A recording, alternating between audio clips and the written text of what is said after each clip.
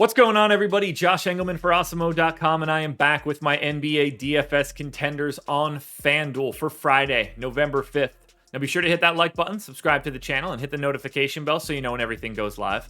Follow me on Twitter at Josh Engleman, only place you can get updates to my sims as we get closer to lock. Please let me know in the comments section who your favorite and least favorite contenders are for today's slate.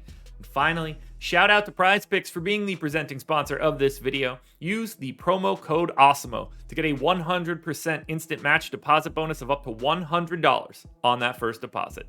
Now, we are rounding out the bottom of my top 10 with Fred VanVleet, Giannis Antetokounmpo, Damian Lillard, De'Aaron Fox, and Evan Mobley on the outside looking in. Who will be my favorites? My top 5 plays for today?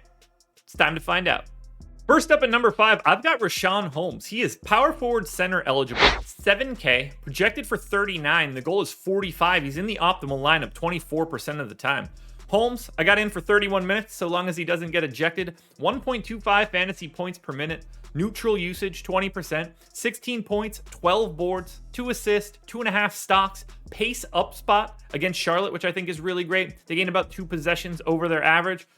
I just think Richaun Holmes is in a really nice spot. He's the clear guy that's going to get 30 minutes if he can, potentially more in a close matchup.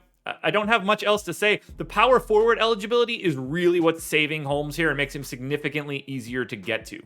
At number 4, we're going to another power forward center eligible guy. That's Mohamed Bamba. He is 6,500, projected for 36.5. The goal is 42.5.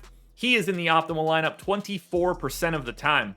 1.15 fantasy points per minute, 31 minutes. Stop me if you've heard this before. 18% usage, almost 13 points, 11 boards, 2 assists, not a ton else there. He makes it up for it in stocks, man. 3 stock projection and can certainly go more, which is massive on FanDuel where they're all worth 3 points. Pace up spot against the San Antonio Spurs. They gained 2 possessions over their average. So Bamba and Holmes looking very similar today, and I want to get to both of them.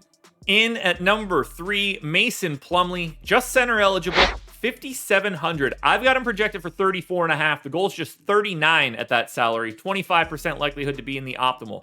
We have no PJ Washington in this one. We saw Mason Plumlee play north of 30 minutes in both games without PJ Washington earlier this season. I got him in for 31 here, 1.1 fantasy points per minute, 15% usage, so that's down a little bit, but 10.5 points, almost 12 boards, 3 assists. The facilitation has been down a little bit in Charlotte, but I still love getting to Plumlee because he's priced like he's going to play 27 minutes and he's going to get 4 or 5 more. It's a pace up spot too against Sacramento. I don't mind the battle between Plumlee and Holmes. I'm going to get to a lot of both of these guys, and based on our current ownership projections, Plumlee's going to be one of my favorites if he stays sub 10%.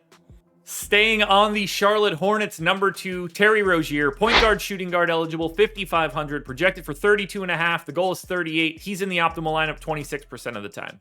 Now, Rozier has not been good so far this season. Can't really buy a bucket. I think that fixes itself. 33% or 33 minutes for this game, about a fantasy point per minute, 23% usage, mostly scoring. So we're talking 18 points, 5 boards, 4 assists. Same matchup against Sacramento though. Pace up spot, I think it looks really good. You just have to continue to go to Terry Rozier if he's going to be underpriced. If he's going to shoot like he normally does, 5,500 is not going to be the price for Terry Rozier much longer.